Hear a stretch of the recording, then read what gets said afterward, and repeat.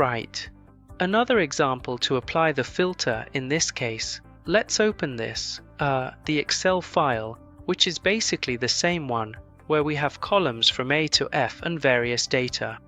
I want to filter in this column, for example. So I come here and in the command I enter the name of the sheet, where it starts or where, exactly, the column the table begins, in this case, which column to use the filter on, where I'm going to place it, which in this case will be C, and then, basically, the filter and the condition. For example, that it be greater than 9 and In other words, one condition is that it be greater than 9 and the other is less than 12.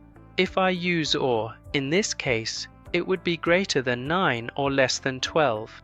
If we go to Excel, we'll see that greater than 9 would be, it would be all of these, the ones below, and less than 12 would be all of these. So, it should include all the elements in this case. So, let's go with and in this case.